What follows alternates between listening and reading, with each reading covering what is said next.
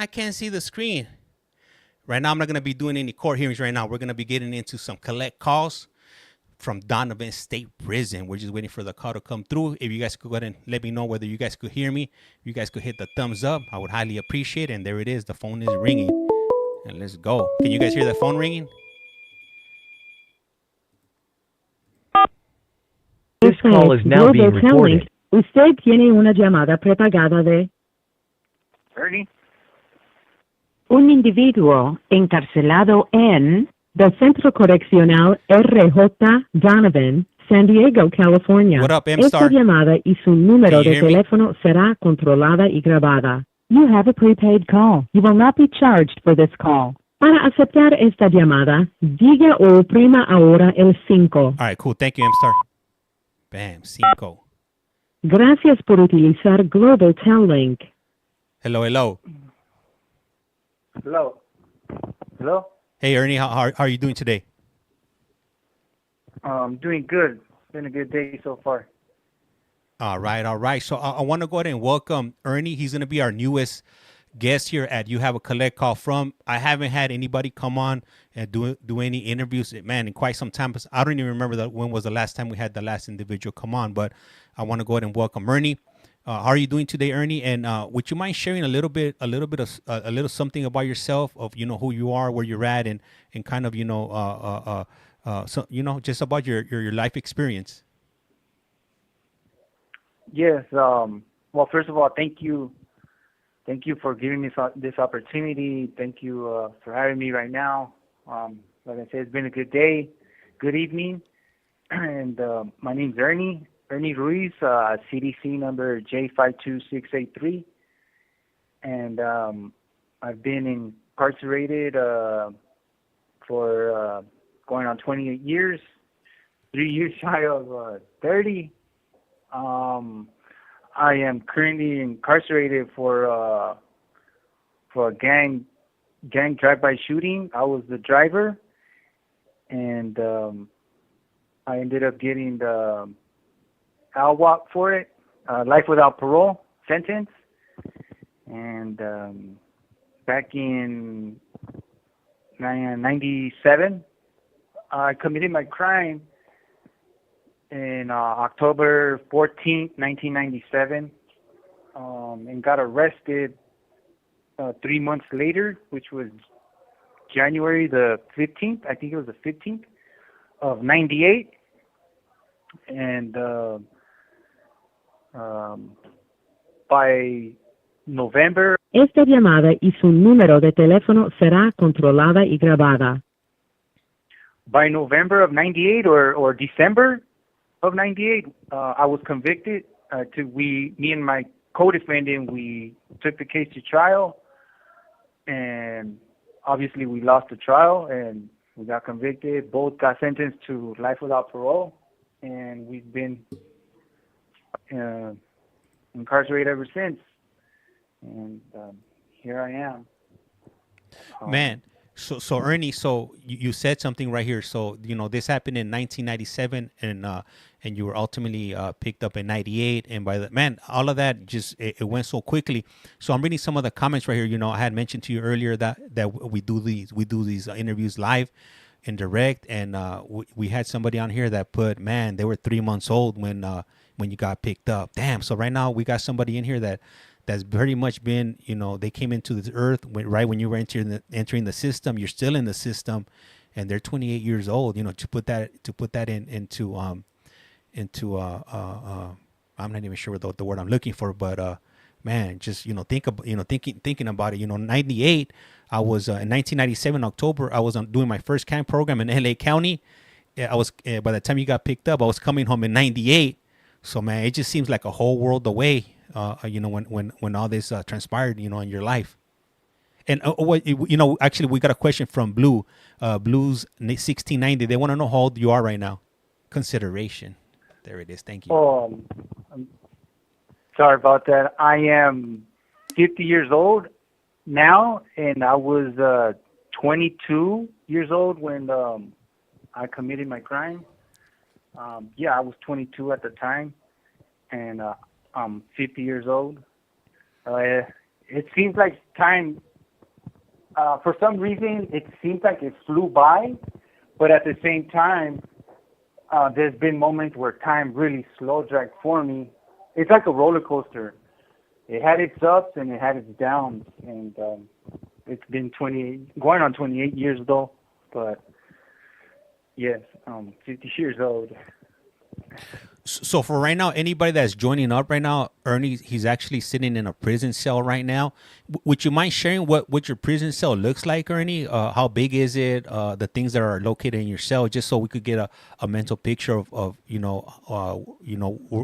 it looks like where you're currently at right now. My cell, it's a small cell. I've been in other prisons where the cells are a little bigger, but this is a small cell. It's like a little bigger than a closet though, like your regular closet from home. But it has 2 lockers on the wall, and then it has the 2 bunks, my little desk, and then I have my TV on my desk, and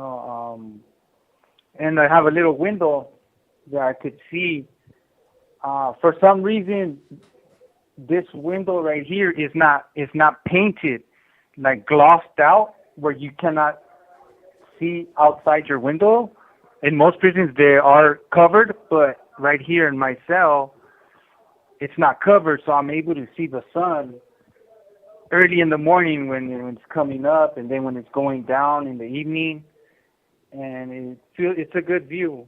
And I'm also in San Diego, Donovan State Prison, so I'm able to see the mountains, which is for me, it's a beautiful view, because that's freedom, and it's a beautiful view, but that's my cell. And then I have my toilet and my little sink, which I try to keep shiny with the sandpaper, kind of like not as shiny as the rims of your car, but as best as I can, try to keep it looking good.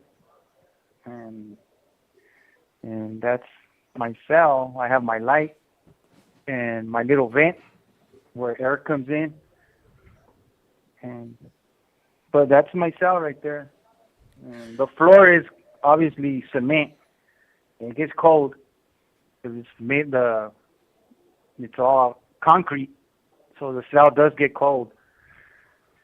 But make the best of it. Hey Ernie, so somebody just asked me in the chat. They were like, "How come we can't see him?" I know some of these I know some of the younger generation. They might not be familiar with making phone calls or receiving phone calls. So Ernie, he's giving us a call from his tablet. It's just a regular old phone call, so that's why it might be throwing some people off. Sometimes I do have some individuals come on and we do video calls. This is not a video call. This is just a straight up phone call. So for this one, you guys are gonna have to visualize where Ernie is sitting at right now, what he's doing, and what he looks like. Maybe at a later date we will be able to do some video calls with him, so you guys will be able to see him, and you guys will be able to see what it looks like, and what we'll get a small glimpse of the day room at the prison that he's currently located at. So Ernie, let me Ernie, somebody, little mom was asking, is he married? She in Gators. You haven't even seen the fella yet. No, I'm not married. I've never been married. Although I did want to get married years ago, but things didn't work out, and obviously because I came to prison and I've been in here ever since, and it's difficult to maintain a relationship with somebody in prison, especially for this long, and it's not built for just anybody. And I get it. I understand though. I accept that. But no, I'm not married, and And that's it. She gators, Ernie, you got pegue already, my boy. What? You got pegue already, man. You're casting the fishing line without even trying. Oh my God. Oh man. Hey, so I know some of you guys are just coming in right now. So can you guys do me a favor? So I want to go ahead and try to stick to a format where I'm gonna ask Ernie questions of of his life. If anybody comes in and they're asking what Ernie's in for, just let him know that he's in prison for life, LWOP, and he's been in prison for over 27 years at this point. All right. Just to go ahead and keep things, going and whatnot, so we could listen to his life journey. Because right now, what we're gonna be getting into, his earliest childhood memory, and we're just gonna go through his whole life as much as we can within the next hour, and then we'll have him come back so he could share a little bit more every time. So right now, can you just what's your earliest childhood memory, Ernie? And his crime was he was involved in a gang related homicide drive by. So okay, Ernie, I'm gonna go ahead and hand it off to you. What's your earliest childhood memory? My earliest childhood memory would be the first thing that comes to my mind, or has always came to my mind when I think of my childhood. The first memories is me watching cartoons with my brother. I have a brother who's 2 years older than me. So he's 52, I'm 50. So, back then, at our younger years, I don't know, I was like maybe 3. I want to say 3. I'm just guessing, like 3. Just remember that we would watch a lot of cartoons and eat cereal. And that's what I can remember at that young age, is just basically, because we were cartoon fanatics. We watched a bunch of cartoons, and this was back in the early 70s. I was born in 74, so we're talking about 77, 78. But I can't even remember the cartoons that were on back then, because that's so long ago. but that's what I remember. My earliest childhood memories was watching cartoons, sitting there in front of the TV with my brother in the living room, and that's all right. That's it. Just basically, yeah. So let me ask you, Ernie. So, what were your household dynamics like? Were both of your parents part of your life? How many brothers and sisters did you have in your household? Family dynamic, household dynamic is I was raised by a single parent, my mom. My mom was originally from Mexico. And she came over to this country at the age of 19. Like most Mexican moms, they come over here to find a better life, especially for their kids. And so she came over with my brother. My brother was born in Mexico as well, and he was 2 years old at the time. And so it was just me, my mom, my brother, and then our little baby sister came along.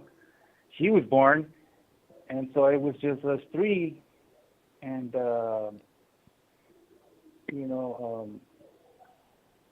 eventually, a couple years later, we ended up, more add-ons to the family. We had more sisters. Altogether, I have an older brother and 4 younger sisters. They all range from like 47 all the way in between, all the way to like. Le queda un restante de 60 segundos. So, but at that young age, I remember we moved around a lot. You know, we moved around a lot, and at that time, I didn't understand why. But yeah, we moved around a lot. Back we all over South End. Esta llamada y su número de teléfono será controlada y grabada. So Ernie, the call's about to hang up right now. We got about 10 seconds before the call cuts off. If you wouldn't mind calling us back, and then we'll go ahead and continue. For sure, I'll call back then. All right, cool, for sure. Thank you. Okay. Bye bye. So these calls only last 15 minutes. After 15 minutes, they automatically cut off. So he should be calling us back in the next moment or two. We'll go ahead and continue. Somebody asked about the courts. If you want to watch the courts, you would have to jump onto my YT page at CollectCallFrom. The courts are running over there. Obviously, I'm not going to be on the courts because I'm on this phone call right now. You know, from time to time, I will be jumping on these calls. I'm not always going to be doing these courts. I got to diversify my time, if you will, if that makes any sense. Let me see. Hey, bro, I have court on the 6th. Hopefully they don't violate me for not finishing my community. Oh, man, I hate community service, man. I hate the McLeod and the Pulaski. Man, hey, lock me up. Just let me do whatever time I got to do and get on with it. Shoutless to the Pulaski and the McLeod. Maybe I should call you from LA County.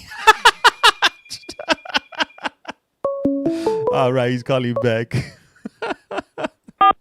This call is now being Este recorded. es Global Telling. Usted tiene What up, una Nana? llamada prepagada de Ernie? un individuo encarcelado en del Centro Correccional R.J. Donovan, San Diego, California. Esta llamada y su número de teléfono será controlada y grabada. You have a prepaid call. You will not be charged for this call. Para aceptar esta llamada, diga o oprima ahora el 5. 5.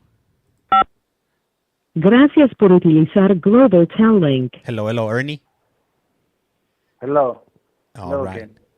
You know what? I want to, because a few people did put some questions on here, so I don't want to make it seem like I'm ignoring them. I am seeing them. I do want to stick to the format, but what I'll go ahead and do in between the phone calls, I'll pick out one question to ask, you know, from the audience. So like that, we are not ignoring the audience here that is taking time out of their day to listen to us. Yeah. So let me see. We had a question from Ms. Vero, and she's asking, does he have family support? So do you currently, you being in prison, do you have support from your family? And if so, how do they support you? Okay. I will answer by saying, like, throughout my time that I've been locked up, like I've always been on my own because of the life that I was living out there in the streets. I ended up getting arrested and incarcerated, and then so I was already doing my own thing in the streets, and then once I got arrested and locked up, my family was already doing their own thing before I got arrested. And once I got arrested, they continued doing their own thing, which is understandable. I don't hold nothing against them. It was tough, and throughout my time, not being able to have that family support, I had to always do things on my own in here, which was a lot of things were illegal, but I had that mindset where I have to look out for myself. I got to do things in order to have things. And, I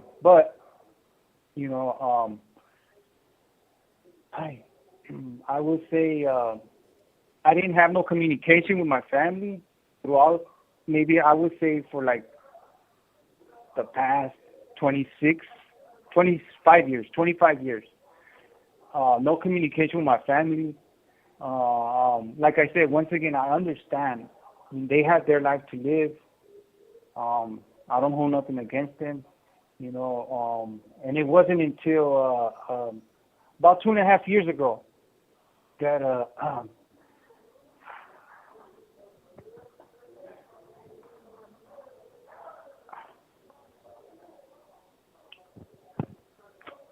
when about 2.5 years ago when my mom passed away.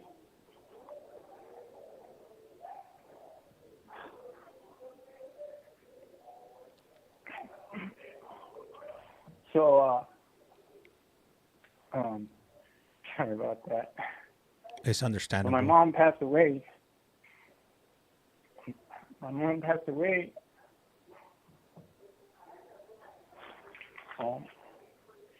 for some reason, like, you hear it, that it takes a tragedy or something for people to come together. And so that's what happened in my case. I started being able to get in touch with my sisters and then get in touch with my brother. And, like we just came together. For some reason, like the Lord just brought us together. Like regardless of what was going on throughout the years or whatever. But ever since then, for 2.5 years, I've had my brother that he's been sticking by me, and we had our conversations ever since. We had to have our own healing, because for a lot of years, like I said, he was doing his own thing, and I understood that, but at the same time, I still held that against him. I have resentment towards him, and because in my mind, as a child, growing up with him, he was always the favorite. My mom always favored him, and I was always in the background. And so that stuck with me for years and years, and growing up, I resented him for that. And so, but once my mom passed away, we talked it out, and I shared my feelings to him about that, like, telling him I'm sorry, but I hated you. All these years, I hated you. But, I told him that I held a grudge against him, and that I have resentment towards him. And he said he understood, like I understand. That's how you felt about me, He's like, I forgive you. And so being able to forgive one another, it was like a weight lifted off my shoulders. Like, because we were once, finally, 50 years old, finally, finding healing with my own brother. And so it was new to me. And, but I'm glad that it was done. And like I said, we talk now. Esta llamada y su número de teléfono será controlada y grabada. We talk on the weekends, because he works throughout the week. And not only that, I got to know my nieces, my nephews, and I have a bunch of them. And they've always heard about me. They tell me, like, we look up to you. We hear a lot of things about you. And so I'm learning to be an uncle. And I'm learning also to be a brother to my brother, and I'm learning to be a brother to my sisters. And my sisters, they're it seems like they followed in my footsteps because they're dealing with their own issues. they've been also in and out of prison. They've been struggling with drugs, and and when I talk to them, I try to give them positive advice and try to be a mentor to them, and give them the best advice that I possibly can.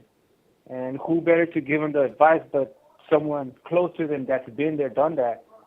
And that's who I try to be today, is somebody that could help somebody else that's struggling, And but back to the original question of family support.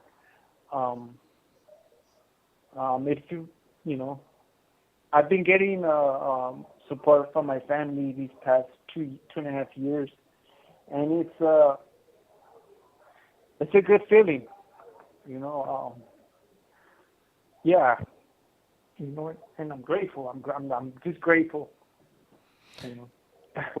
Ernie, well, man, hey, thank you. I really appreciate you, you opening up and sharing that here with myself and also with our audience. We have about 85 people, 90 people that are currently listening to you go through your journey here. And I want to read out some of these comments of support that these individuals put here on the chat here. So let me see. Kim. Let me see. Wendy put OMG. He's crying.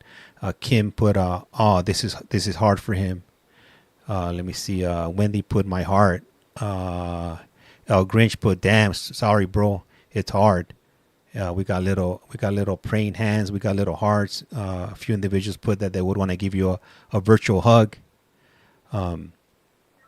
They want to know if you have any chance of parole. Would you mind answering that question right there? So in California, if you get life without parole, what does that exactly mean for you as far as you being able to get out on parole?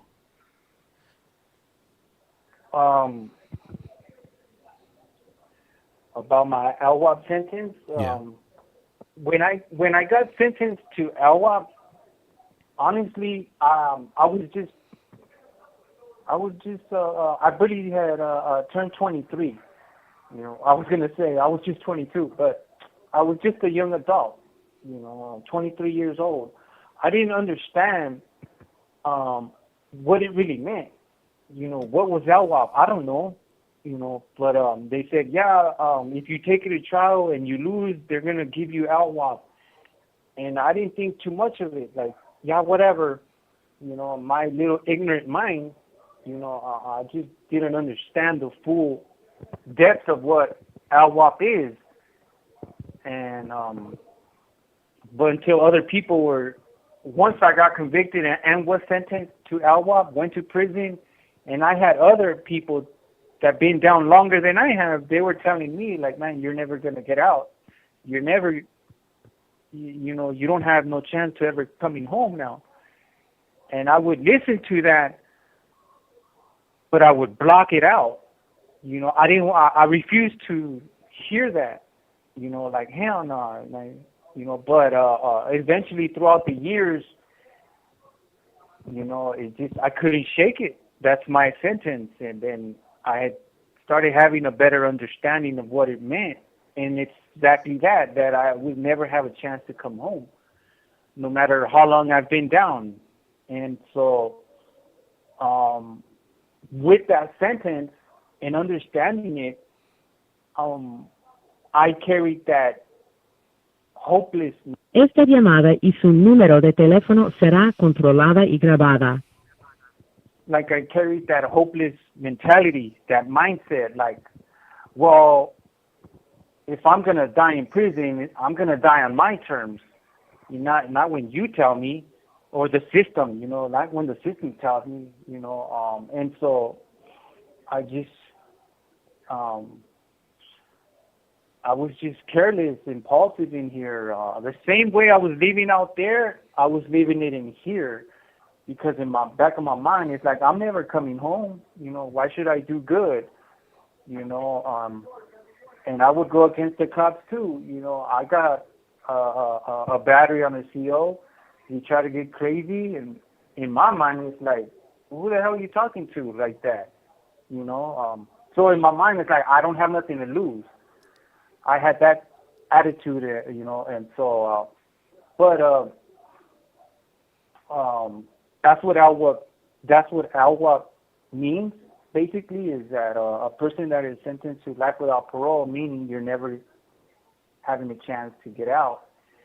And there's a lot of LWOPs in the prison system, and you know, I can say that the laws have been changing in our favor now, because back a couple of years ago the laws were changing, but for everybody else except for LWOPs or the guys on death row. And so all the law changes that they made for everybody else, they realized that, man, these guys, we changed the laws for them, but they keep coming back to jail, you know, and so it wasn't working. California seeing that the law changes that they made for these guys, they're not working because they keep coming back to jail. So what started taking place was they started changing from the top down now, and now we see that they. Le queda un restante de 60 segundos. They changed the death penalty. They canceled it, and now these death penalty guys, death row guys, they're on our yards now. They're here with us now, and so now the second ones, they're changing LWOPs to possibly get a chance to go to parole board and take away our LWOP sentence, giving us a chance to one day hit freedom again. But it takes time, and we'll eventually get there. It's just a matter of what are we doing today. Hey, Ernie, it's about to hang up. Call back. Okay, I'll come back. All right, so once again, these calls only last 15 minutes. Unfortunately, they are free, but they're only 15 minutes. So Ernie will go ahead and give us a call back, and we'll go ahead and continue. We went ahead and digressed a bit. So we'll go ahead and back, we'll go ahead and make a ride on the Ramfla right here, and we'll get back on the track and getting back into the household dynamics and what his childhood was like, growing up. And then ultimately we're going to get into what led up to him ending up in prison and some of the things that transpired in prison. Because, he's been down for 27 years at this point. That's a lifetime. He's been in prison since I was, 97, 98, man. I was 16, 17. So he's, a lot of changes have happened for me in my lifetime. I could imagine for him. Let me see. Does he have a lot of minutes? Okay. So in California, you can actually call for free. So if you speak to anybody in the California state prison system, they're allowed to call all day, every day, unlimited calls, especially if they got a tablet. USA God is so. Let me see. I was 7. That's wild, right? You're doing a good thing for these guys, James. Hey, sometimes these people need somebody to talk to. So, I'm here. That's what I'm here for. I know a lot of you guys met me through the these board of parole hearings or this initial appearances and whatnot, and I'm always like joking around and clowning these individuals that are on these board of parole hearings. But this is a more serious side, if you will. That's why you don't see me, joking around and clowning. This call is now being recorded. Link. Usted tiene una llamada prepagada de Thank you, highly un appreciate individuo that encarcelado Wonderland. en the Centro Correccional RJ Donovan, San Diego, California. Say Esta llamada y su número Audience, I de want you guys to teléfono say será controlada y grabada. Brother Mars. You have a prepaid call. You will not be charged for this Spanish in no call. time. Para aceptar esta llamada, Say diga o with me. oprima ahora el 5. Say cinco. Gracias por utilizar Global Tel Link. Hello, Ernie. Hello. All right. Right now that, we're listening to the message of DR. I was telling the audience to roll their R's with me over here.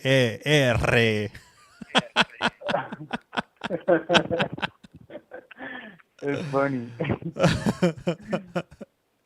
Man. So, hey, so I know we digressed a little bit with that question. So we're going to go ahead and bring you back to, your childhood and, how that was, Yes. you growing up. I know you mentioned that you had some brothers and sisters and it was only your mom in the household.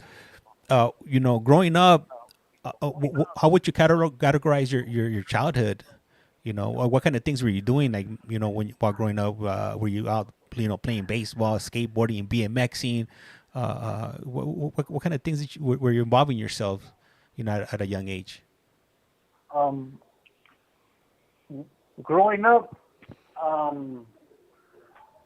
man, oh man, where do I start? I would say I didn't have and I'm gonna say we, because at that moment in that time, it was just me, my brother, and our baby sister. We were, like, as I mentioned earlier, we were moving around a lot in the East LA, South Central, Compton area. We were always moving, and like I mentioned, I didn't understand why. But we were, I don't know, I was like 6 years old. I remember my mom leaving us home alone, and we didn't know where she would go, where she would be at. Throughout the day we were alone. And so the sheriffs came and one early morning and took us away. And next thing you know, I'm living with strangers. I was separated from my brother and my sister. They got sent to a different home, which later I came to learn that that's a foster home. That's a foster home.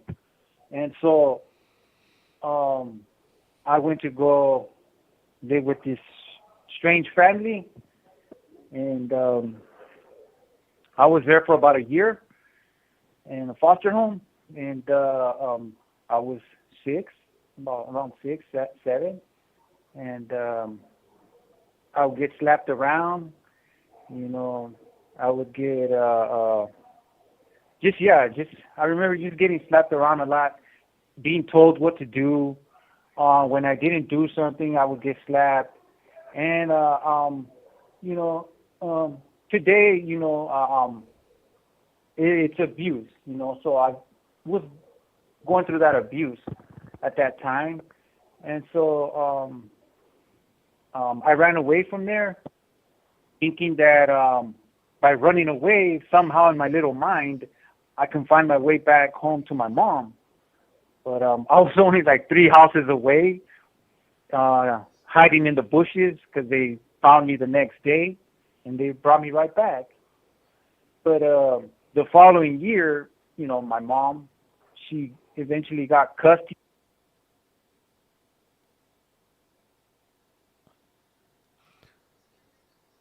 Hey, Ernie, can you hear me? Shit. Something went wrong. Hold up. I think the tablet might have gone out on his end. Damn. Yeah, because my microphone is working. Shit, I hate when that happens. GTL, it doesn't stand for Global Tel Link. It stands for Garbage Tel Link. What up, Steve? How's it going?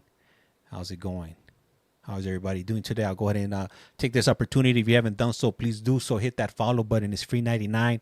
Doesn't cost you a thing. It's free for you. It's free for me. Don't be a Scrooge McDuck. Don't be a Mr. Krabby Patty. Good in the hood, bro. That's right. Yeah, so it's free. It's free for any of you guys that want to listen to these any of these court hearings. I'm currently running some streams on YT, if you will. Free follow. Yeah, it's free. I'm not that's the only thing that I expect around here is at least a follow and some shares. Share the streams. Other than that, I'm not gonna. Nothing's required around here besides that. As long as we follow, drop some comments in the chat, we're good. Give me to the algorithm. I know we just hit 10,000 10,000 taps. So I do appreciate that. I'm gonna go ahead and hang up the call, and hopefully Ernie's able to call back. And there it is. Sometimes with these tablets, they're a bit glitchy. So the calls will drop, and it won't allow him to call back for another. We were 4 minutes into that call, so I might, if it still thinks they weren't a call, it might be another 10 minutes before he's able to call back. But we'll see. We'll see right now. Eric, it's Ernie. It's Ernie. Yep. Did I call him Eric, or who called him Eric? Let me see. Can I ask how you found Ernie? I think this is amazing. So the way I found, how did you meet him? Okay, so that's a good question. So I'm not sure how many of you guys are familiar with Jesse and David. You said roll your R's. That's right. So he was part of Jesse and David and Ricky Black's group. And sometime last year, Ricky had mentioned to me that he had an individual that he wanted me to bring on. This was I would say before I went to Europe. So this had to be like August of last year, August 2024. And we had communicated, and we had set up that he was going to share his journey as soon as I came back from vacation. And I'm not sure what happened. I think I sent him some messages, and it just kind of stayed like that. We hadn't spoke, since that time. So he was originally located, when I started speaking to him, we met in Centinela.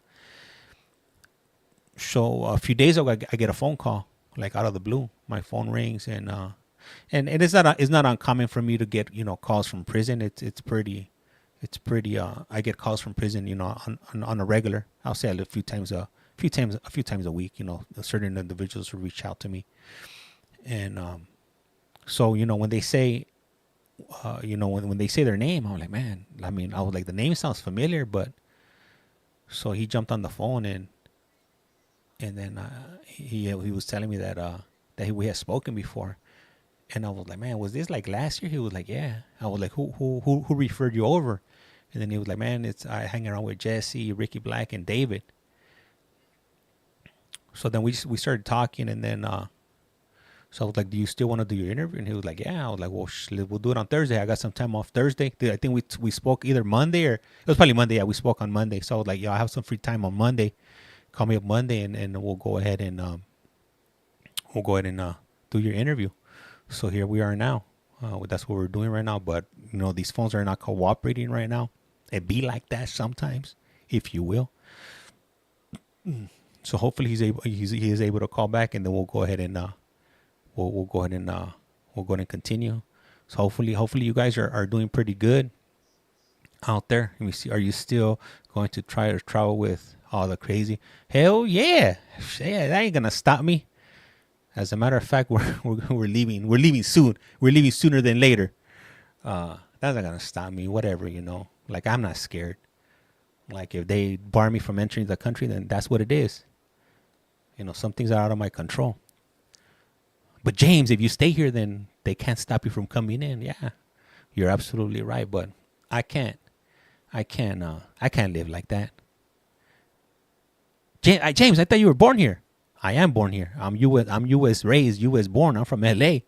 But you guys see what the political climate is right now. It's crazy. It's crazy. I just can't live scared. Straight up. I was just talking to my wife about it. I was like, man, like, this is what's going on. And she's like, really? I was like, yeah. I was like, people don't believe it. I was like, man, this is just the beginning. This is the tip of the iceberg, people. Open your eyes, ese. My daughter's father is in Mexico. Yeah. I'm gonna be going to Central America. Go eat some Salvadorian food. I'm scared every day. Oof, yeah. What's happening, James? There's nothing right now. The phones ain't working. The call, I'm not sure if you guys noticed, but the call went silent. Hey, I'm part Salvadorian. We family. That's right. So I'm talking about. So I'm half Salvadorian. I'm half Puerto Rican. what, James? You're Puerto Rican and Salvadorian? How'd that happen? I'm always asking myself that question. How the hell did my parents meet? My dad was Puerto Rican. My mom is Salvadorian. So I don't know. No sé. You know, I guess like, you know, back in the 70s, there wasn't, I'm assuming there wasn't that many Salvadorians in LA. So you had to get what you could get. Que no. We had ICE, let me see, on the streets, and I live in South Dakota. What the what? I'm half Australian, half Salvadorian. We're a fruit selling. Man, hey, that's crazy. That's a crazy mixture right there. I know some Salvadorians got. They were. You know, when that whole conflict happened back there in the 70s and 80s. You know, they were allowing Salvadorians to, you know, flee out there. So, is that how that happened for you? Yeah, I'm curious now. Let me see right here. No, I meant you're saying about moving. Moving? No, ain't nobody moving. I'm traveling. I'll take a vacation, if you will. Let me see. Did we did to across from Buffalo? Hey, I've been up to Buffalo before. I went up to Buffalo. We flew into Buffalo and we crossed into Canada to go to Toronto. It's about an hour drive from Toronto. Let me see. I just got a survey and ask if your live was appropriate. What did you say, Karma? Is this live appropriate or not? You guys tell me. You guys tell me. They're out here in Nuevo Mexico too. Damn it. Hey, thank you. Appreciate that daily heart right there. Appreciate you guys. Let me see. Sue, I'm in Rochester. Hey, neighbor. It's wild out here right now. South Dakota, y'all. There's TT videos on it. What? Man, South Dakota? That's a trippy one. That's like that's not, you know, I'm thinking, you know, when they're gonna focus, they're gonna be on areas that are highly concentrated, you know, like LA, like Phoenix, San Francisco, Miami. But yeah, South Dakota don't even cry. It's not even on my radar. Let me see. They're out here in Mississippi too. I said, yeah, it's very educational. Thank you. Highly appreciate that. Construction works mainly. What I want to know is who's gonna be constructing these buildings and whatnot when there's nobody. Like who the hell's gonna replace my damn roof?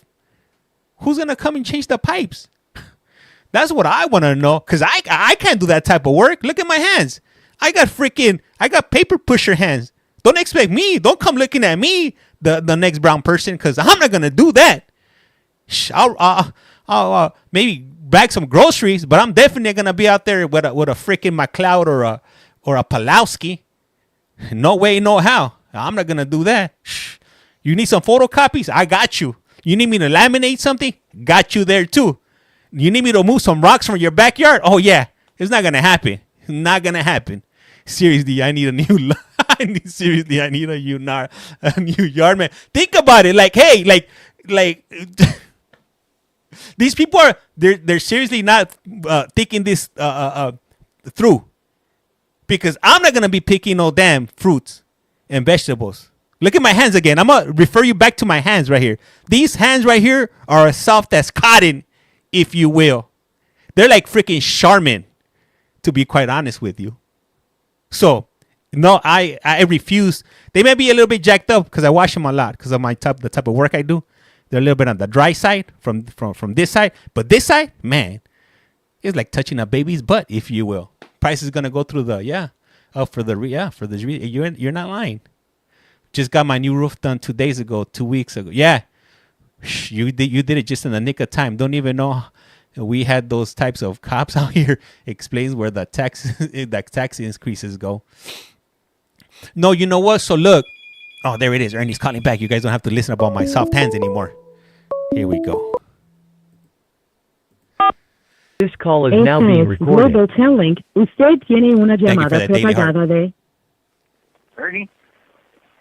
un individuo encarcelado en del Centro Correccional R.J. That's in your Donovan, heritage. San Diego, Not in my California. heritage. Esta llamada y su número de teléfono será controlada y grabada. You have a prepaid call. You will not be charged for this call. Para aceptar esta llamada, diga o oprima ahora el 5. That's not in my heritage, and it's not going to be in my future. You better believe that.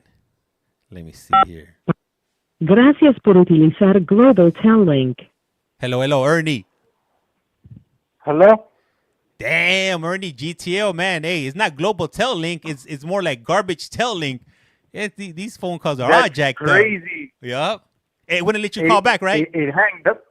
No, I was trying. Yeah. So okay. Sorry about that. So look, what? Because I'm a little bit experienced with these phone calls. So what happened was, GTL still thinks that we were on that call. So when that call got disconnected, we're about 4 minutes in. So that's why you had to wait about 10 minutes before you were able to call back again. That's what happened. But I was thinking like, oh man, hope he doesn't think that I just hanged up. Nah. No. Nah, I'm used to it already. I already know. Trying to. Okay, yeah. As I was trying to call back and it wasn't letting me, and it seemed like about 8 to 10 minutes, something like that. But yeah. So do you remember where we're at before Garbage Tail Link interrupted us? No, I forgot where I left off. What was the original question? Like, I know it was in regards to childhood. Oh, okay, now I got it. It was when I was in the foster home. Okay, that's right. Yeah. Thank you, Jeanette. So I take it from there. Yeah, for sure. Yeah. Oh, okay. My mom ended up getting custody of us. And so we went to all three of us, me, my brother, and our little sister, and we were living. We went to go live in Compton. Well, I would have to say, like, all the moving around, as I mentioned, we had to keep moving from place to place, and we were kids. We didn't understand. We just knew we had to go live somewhere else now. And, well, it was because the moving around was because my mom was always running away from my little sister's dad. Like, I would also have to say, like, I grew up not knowing who my father was, and then my brother, he was born in Mexico. He didn't know who his father was either. And so now we have my little sister. She has her dad, her father, and but he's always beating up on my mom. He would be coming home drunk and physically beating up on my mom, and when we were young back then, like, we didn't see it, but I guess my mom would shield us from it. But those were the reasons why we kept moving from place to place, and we had to keep going from different school to another school. And that affected me in a sense that I didn't fit in. I felt like I couldn't have friends. We couldn't have friends, we were like gypsies, always moving we were always on the go. And so that was the reason why we had to keep moving. It was because of the domestic violence. And I began to witness it myself, where my sister, like I said, my sister's dad would be beating up on my mom, and I got to witness it firsthand. And so that's the first time as a little kid feeling hate towards a grown person. I felt angry, hatred towards this man, that said that he loved us, but yet he's beating up on my mom. And so that was the reason why we kept moving. And so now fast forward to where my mom gets custody of us, and so we're living in Compton, and we ended up having to move from there as well because of we were like the Mexican family. We were like paisas, in other words, like just Mexicans, you know, and we were around a black neighborhood. It was nothing but blacks, you know, and so me and my brother, we would always have to fight after school, and we didn't understand, or at least I didn't understand why these kids want to beat us up.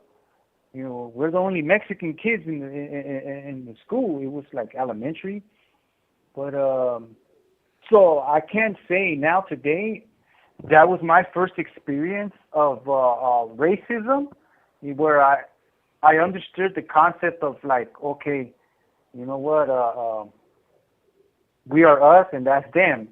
And so that didn't play a part in my life until later on, though, growing up as a teenager. But so we ended up having to move from there, and we ended up moving to the SGV area, and that's to the city of El Monte. I'm going to say the city of El Monte. And so that's where I grew up at. That's where we grew up. And that became my home.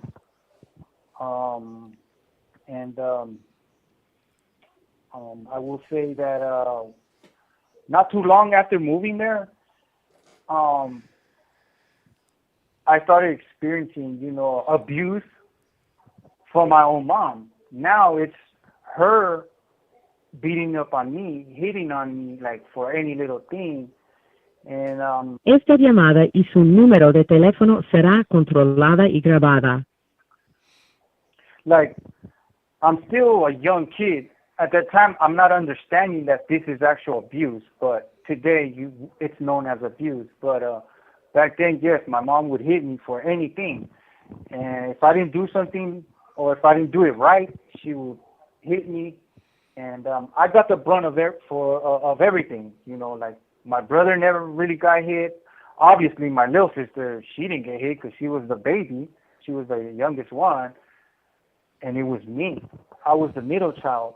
And so I don't know what she went through as a child herself. You know, we're not here to take inventory of our parents, of their upbringing, but she had a lot of anger issues, and I was the one that she would take it out on, and that eventually started messing me up. Now I started having anger towards her. I started having resentment. I started feeling hate towards my own mom because she would put her hands on me and she would draw blood. You know, that's how bad it was. And there was nothing I can do. I was just a little kid. And so it hurt me. You know, it made me feel, you know, rejected, like I was inadequate, you know, not good enough. And so, you know, yeah, it messed me up. And so that abuse, you know, eventually led me to the streets. And I started hanging out with the wrong crowd. I no longer had academic inspirations in school. I didn't care about school. I was in middle school.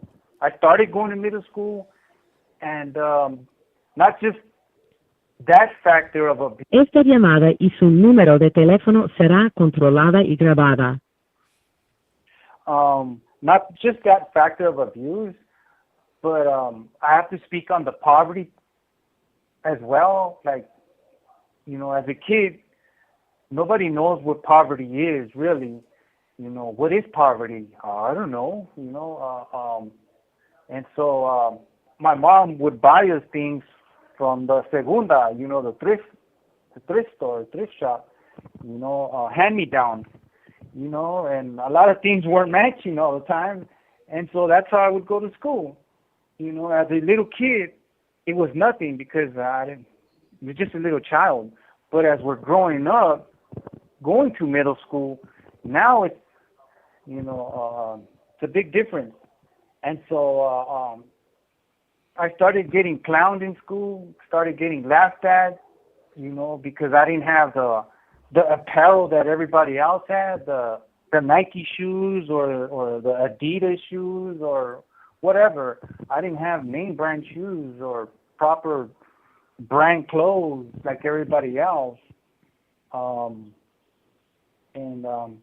So that also played a role into me, just like, it messed with me big time. Once again, it reinforced that rejection feeling that I felt already, and that inadequate feeling of not being good enough, that worthless, you know, it was shame. And so these factors in, you know, experiencing this, it just made me start having forming these certain beliefs, you know, that I got to look out for myself. I can't trust other people. I'm on my own. And I have to make things happen for me. So what that means is I wanted everything I saw that the other kids had. I wanted a backpack. I wanted folders. I wanted all these things that my mom couldn't get us. And how do I get all that? You know, so I started, you know, my mind started spinning, you know, like, damn, I gotta do something, you know, because I cared about my image. At that young age, I started caring about what other people thought of me, how they looked at me, you know, what they said about me. I cared, you know, I was just a kid. And so to me, it was like the whole world. It meant the world to me what my peers thought of me. And so that's when I started forming these certain twisted beliefs in my mind that I do have to look out for me. My mom's not going to get me these Adidas. My mom's not going to buy me these Nikes.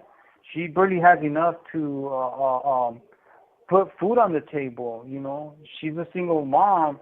She's on welfare, you know. And so, yeah, I started acting on these beliefs that I set for myself, you know. I started being selfish. I started being impulsive. I started being dishonest with people, being manipulative, because I believed that I had to in order to get things. I started stealing little things. It started from the little things, folders, markers, candies, just little things like that. And then it went on to shoes. Now I started having brand new Nikes. Now I started having brand new clothes. And of course, I started hanging out with the wrong kids. And because I saw them doing it. And so I wanted to be part of that, like what they had. And so I started feeling accepted. I started... Le queda un restante de 60 segundos. I started feeling important, that somebody cared about me. You know, these group of kids care about me, you know, and so that's what I wasn't getting at home. And so that turned into something else, you know. Before you know it, I became one of them. I became a little young gang member. You know, I joined their gang, and it made me feel good. I had self-esteem. They gave it to me. And that also led to many other more things. But I think I'm going to have to call back. Yes, you are. It's going to hang up. All right, all right. So for anybody that's trying to watch Pima right now, I'm switching over. I'm switching over the Pima over to Maricopa.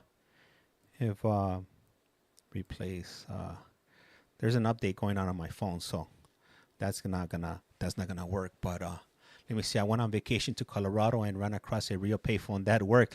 These payphones back here, they work. They're connected. So look, pay attention. So before the phone rings on my computer, it rings those phones on the wall.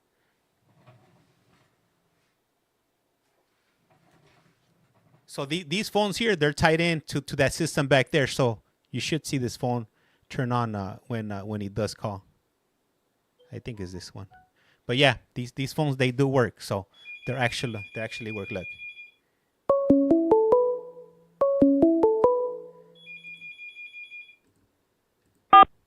This call is now being Este es recorded. Global Telling. Usted tiene una llamada prepagada de Ernie?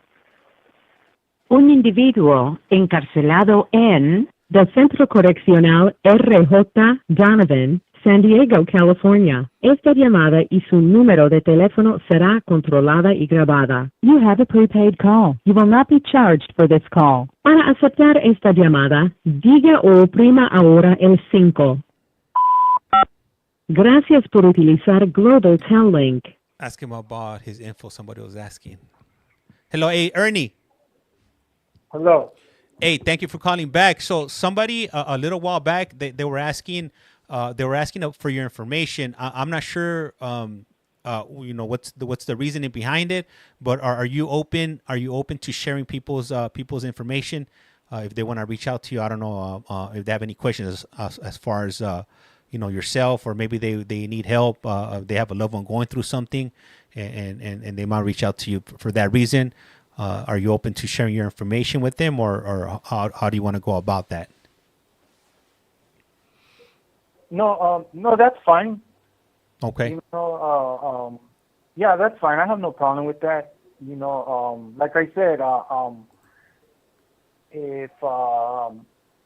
if I can be of help in any way or some sort, I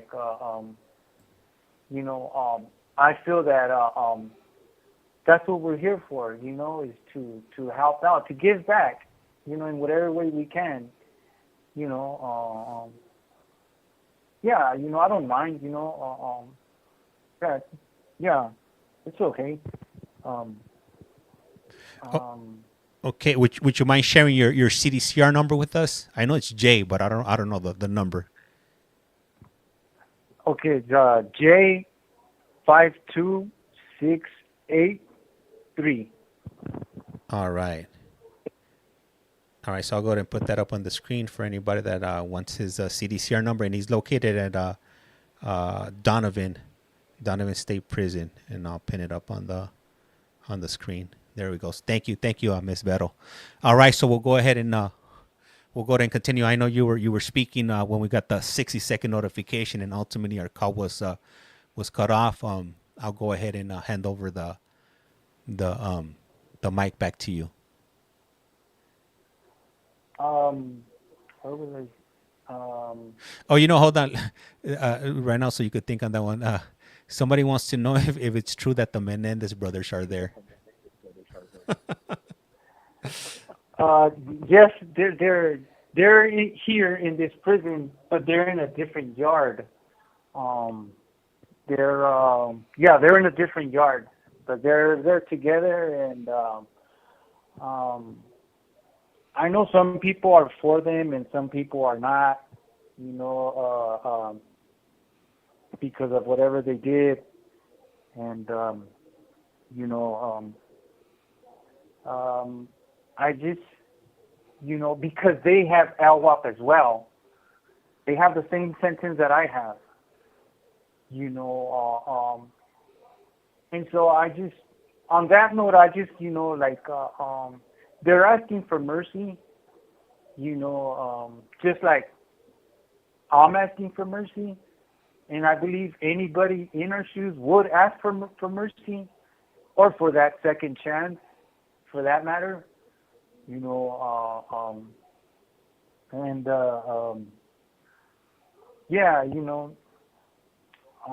They've been down way longer than I have, but they've done a lot of good things while in here, and you know,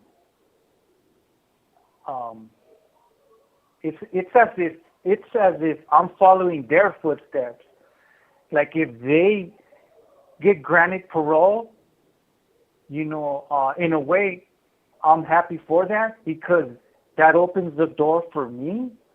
That gives me hope that, you know what, if they gave them grace and mercy to for that second chance, then, you know, it's just like, man, you know, like, I know that they might give me the same second chance sooner or later, you know, one of these days, Lord willing. But yes, Melendez brothers, they are in this prison. They're just in a different yard. And so for somebody that's never been to prison, because I'm sure a lot of I've never been to prison in our audience. I'm sure a lot of them never been to California or you know, RJ Donovan. How does that work? There's different. Can you break that down as far as like how the yards work? Do you have interactions with people from other yards? Are you guys kept separate from each other? Esta llamada y su número de teléfono será controlada y grabada. Every prison is a little different. I mean, they do have different yards. All prisons have different yards. They might have like 4 or 5 yards, I think. And some yards are programming yards, and some other yards are not so programming. They're messing up and all that. But then they have like the yard, like the one I'm in, it's like a programming yard, and everything here is super mellow. You know, nothing really goes on here. Everybody is like on a one-track mind, where meaning that they're focusing on trying to get better by going to groups and stuff, getting their education, or going to work, getting a trade, so that they can have a chance to go home. Because of these different law changes, you know, that a lot of them qualify for. So there's a lot of people here are on that path of wanting to go home. So a lot of there's a lot of program here.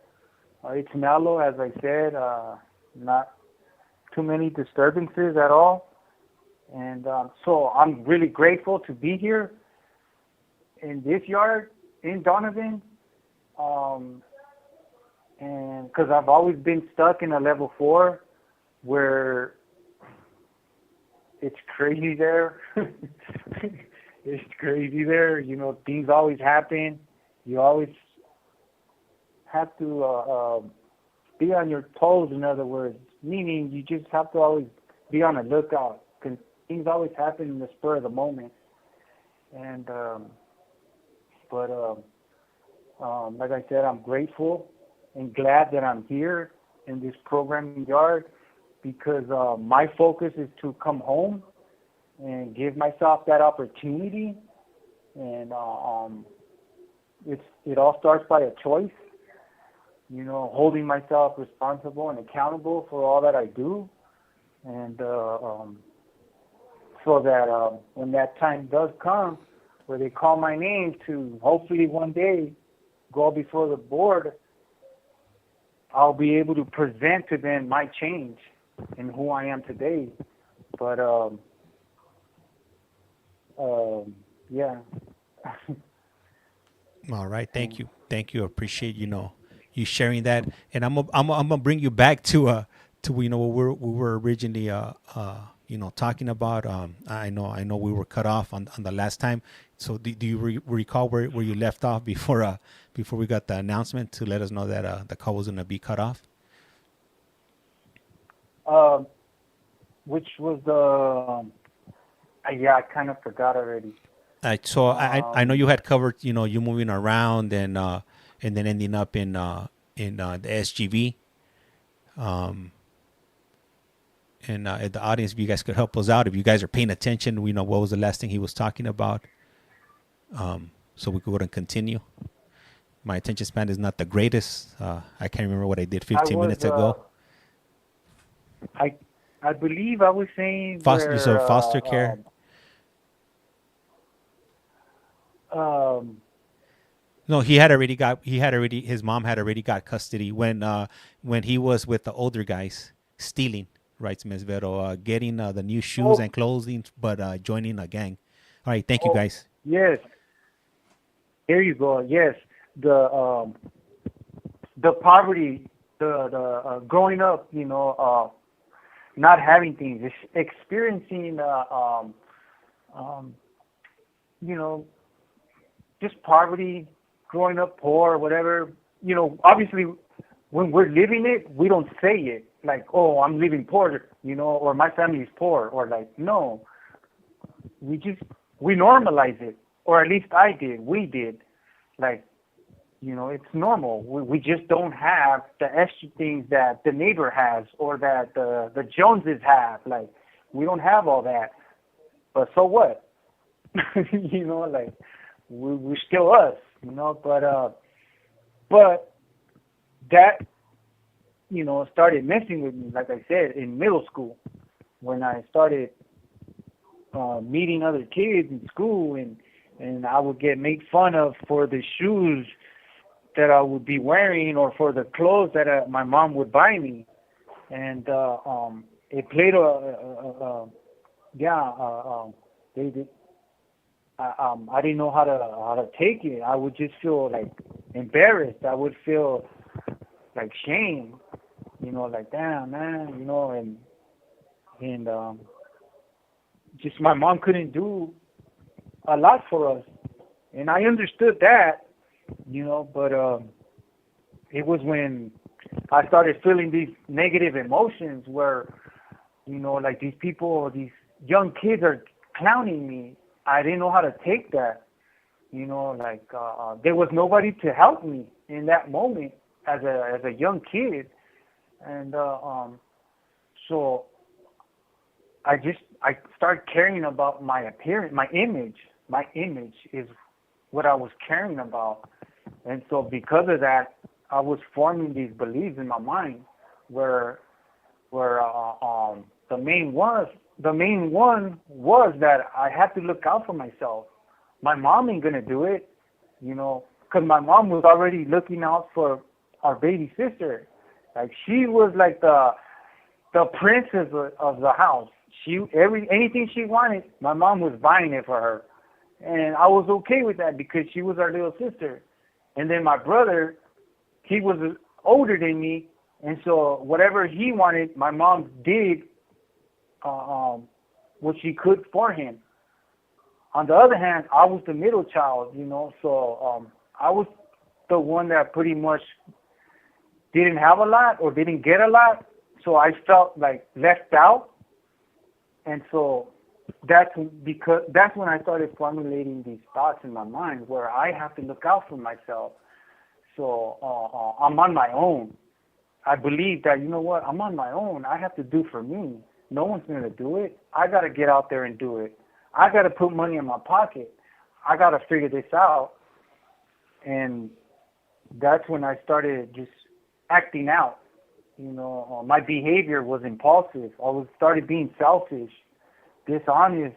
You know, I started learning how to steal, and I would shoplift. You know, and it's crazy, but I would shoplift for milk. I would shoplift for Raisin Bran, for Fruit Loops. You know, in a grocery bag. I went in there and I already, for some reason, I already knew how to do these things. Esta llamada y su número de teléfono será controlada y grabada.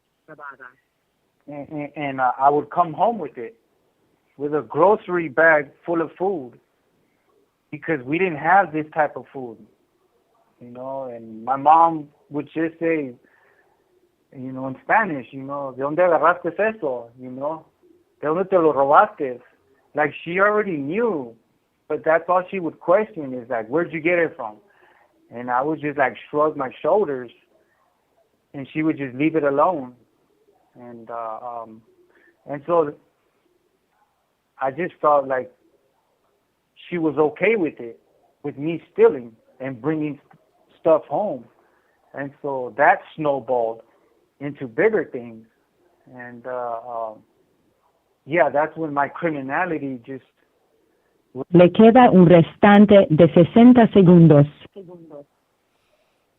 That's when my criminality just snowballed out of control.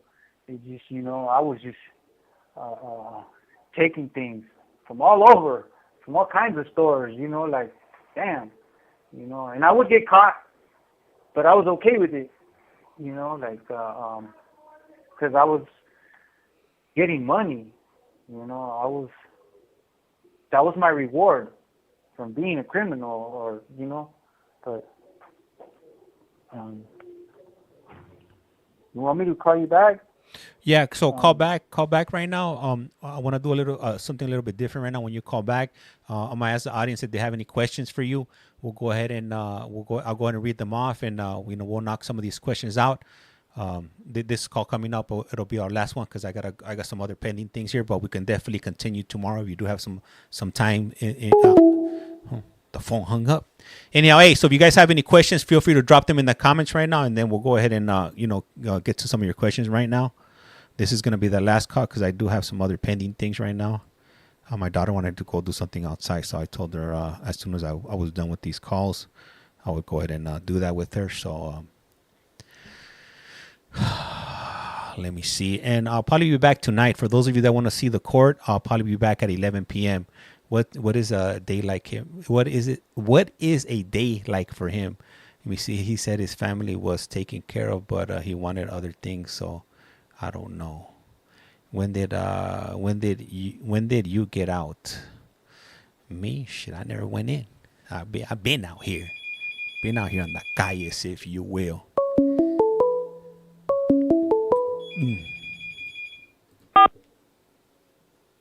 This call is now being recorded. Usted tiene una llamada prepagada de Ernie? un individuo encarcelado My mustache en got out this el morning. Centro Correccional RJ Donovan, San Diego, California. Esta llamada y su número de teléfono será controlada y grabada. You have a prepaid call. You will not be charged for this call. Para aceptar esta llamada, diga o oprima ahora el 5. 5. Gracias por utilizar Global Tel Link. Hello, Ernie. Hello. All right, Hello. So like I mentioned, before the other call got cut off, this is going to be our last call here. I'm going to read out some of these questions, some of these comments for our audience. On this ones, we just keep it a little bit shorter so we could go ahead and get through as many as possible. All right? Okay. All right, here. Let's see here. Yes, Let me see the first question. Let me see here. So Aaron's asking, what is a day like for you? Wait, what is the what? What is a day like for you? I'm guessing like maybe like your day to day. What is it like my there? day to day? What is my day like? Everything is a routine. Like, I don't want to use the word robotic, but I do operate off of routine. Like, I get up early in the morning to start my day, and obviously I go to breakfast, then come back, and then I go to work. I'm a porter here. I clean up the building, which is pretty much, I want to use the word janitorial. That's the closest to it. Janitorial duties, mopping, sweeping, cleaning, things like that. And then and I go to yard and work out, come back and shower, and either I come in and read up on some of my self-help assignments or things like that, and but that's what I basically do, or go to a group in the evening. And that's my day right there. The day goes by fast when I keep myself busy. Yeah. Hey, so it's not like in the movies, Ernie, where people are hanging around in the yard all day, sharpening up knives and playing pinochle all day and drinking Bruno.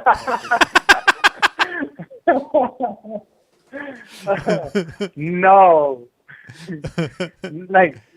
No, not sharpening up knives, no. Maybe they're playing pinochle. or they drink wine, you have that. I mean, not here, but in other prisons, yes, you do have that. And there's guys that are yard bums. We call them yard bums, meaning that they're out in the yard all day. Like, they don't want to be in the cell. Esta llamada y su número de teléfono será controlada y grabada. They don't want to be nowhere else but the yard, and they're just out there, whether it's playing sports or walking around, gossiping with other people. So you have those individuals that are just out in the yard all day. All right. So that's it. Let me see. I got a comment from Erin, and she puts, Erin, from Jeanette, and she puts, Ernie, I believe people can change, and I'll pray for you. I'll pray for you to get out for parole, Blue Hearts. No, I thank you for that. And I believe we're all redeemable. It's just a matter of us in here wanting that and be willing to do the work and just, be on the grind. It takes commitment. All right, and then I got another question, I got a question from Sue. Sue wants to know: is your brother able to visit you in prison? Yes. I haven't. That's a good question. I haven't seen none of my siblings in going on 28 years, right? And so, like I mentioned earlier, me and my brothers and my sisters, we barely started talking again, since my mom passed away. And that's one thing my brother's been starting to ask me about visits, how does the visits work, and because he mentioned that he would like to come visit me, with his wife and, my sister-in-law and my nieces, so that's big, that's huge, and I get nervous when I think about it, because it's like, damn, I ain't seen my brother in years, and then, I still haven't sent him the visiting form, but yes, we barely started talking about that, and I believe it's only a matter of time where we'll have our visit, and there'll be a few tears or so, but it's a good one. Yeah, I could imagine, seeing your family after 28 years. Imagine how different you guys look, and all those emotions that you guys have had, inside for, X amount of years. Definitely, I could see some tears dropping. Yeah. Let me see. I got another question from Selena, and she's asking if you could tell your younger self something, what would it be? That's another good question. The other day I wrote a letter. It was there's this project in here, writing letters to the struggling youth, other young teens that are going through issues, like us, when we were their age. And so, in the beginning, I didn't really want to do it, but then I thought, like, oh, okay, you know what? Why not? But then I also thought, well, I'm just going to write one page. Yeah, I'll do it, but I'll just write one page. well, in the midst of that one page, I just sat there and just started getting emotional because I felt like I was writing a letter to myself, like my younger self. And I ended up writing a 6-page letter, and just sharing my life experience the way I've been talking about it here, and who I was, and things of that nature, and what made me do the things I did, and who I am today, and also giving positive advice and stuff. And so what would I say? What was it to my younger self? Yep. Basically just, that you're worth it, that you matter, that you are important, that I'm important, that the child within me, is the most beautiful thing in this world. We're God's creation, and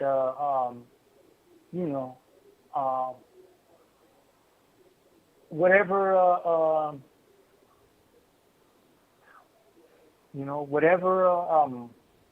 I went through as a child, I didn't know how to ask for help. I didn't know, and so what I would say is, like, if you're going through something, ask for help. Whatever it is, because the youth is important. That's our future. The younger generation. And so I hope I answered it appropriately, but yeah, I don't think there's any. you are loved. I don't think there's any wrong or right or wrong answer. I mean, it's to yourself. So, I mean, you're the only one that could determine, what would be the right answer for you. So, that works. Yeah. Let me see here. So I know we got about 5 minutes before the call gets cut off. So I want to go ahead and read some of these other comments right here. Miss Vero writes, send them the application, Ernie. Send that application to your brother. Also, she says video visits. Start off by doing video visits. I'm not sure if you do them, but that'll be definitely a good recommendation right there from Miss Vero, doing a video visit. Yeah. Mm-hmm. We did I forgot to mention, like, we did like three video calls. Yeah. Me and my brother, and then he had an issue with one of his phones, and so we haven't been able to do a video call ever since. But I still call him, and we talk on the weekends. And but yes, we did have three video calls. And damn, that was about a year ago. Oh shit! Ernie just looked at the clock. Damn, it's been a year already. Yeah. That's right, It's Ernie. okay though. Let me see. I'm gonna read out some other comments right here. We got a comment from Carrie G __OG Canadian flag. She writes, "Much respect for actually doing the work to make the changes." Yes. Then we got another comment from Selena. She writes, "Yes, that's a great answer to." And she's the one that asked that question about asking a question to your younger self. Wet Man Suit pone much respect for him. Sue writes, "Sending lots of prayers, Ernie." And let me see, Simona, también she put some little hearts, some praying hands. Simona also wrote, "Thanks for telling us your story." And this is just the tip of the iceberg. We still, we're not even through his teen years, so we still got to go through, his adult life until, once he reached 22, then him, entering the LA jail county system, and ultimately in prison. So it's 27 years worth of his journey that obviously we can't cover within. We've been on this call for like about an hour and a half at this point, so there's just no way to cover all of that. So you guys are definitely gonna have to stay tuned on that one. Anything that you want to share with or a message that you want to share with our audience right now, Ernie, before we part ways? I just I would like to say thank you to thank you to you for giving me this opportunity, and I want to say thank you to each and every one of you that has tuned in to listen, and thank you for your comments, for your support. Thank you for a lot of you mentioned prayers, the praying hands, so I thank you for that. I wish. Esta llamada y su número de teléfono será controlada y grabada.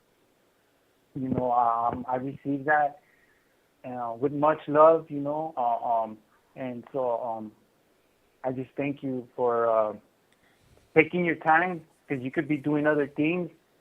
You guys are out there, but you're tuned in, listening to my story. So I thank you for that. That really means a lot. And just thank you. For sure, Ernie. Let me see here. Oh, and then also, Carrie said next time you should do a video. They want to see a video call. They want to see you live in the flesh. So maybe we could set something up like that. Get you on the screen back here and do a video visit. Yeah, maybe. Yeah, we could do one. I don't mind. All right, Ernie. So, hey, we got about a minute left. Hey, so I want to go ahead and thank you, everybody. I want to thank Ernie. I want to thank the audience for you guys tuning in. I highly appreciate you guys. And like I said around here, life's like a candle. Once you blow it out, it slices out. And with that, we're out. A rato y buenas noches. Y gracias a mí. Yes. Le queda un restante de 60 segundos.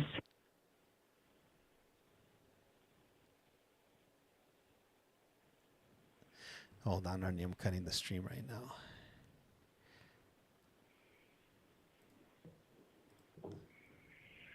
Hi. Let me see. We're still live, so let me collect call from here. We go. All right, Ernie. So I cut it already. Man, hey, thank you, Ernie. I appreciate you, man. Hit me up tomorrow. Let me know at what time you're available. It would have to be early.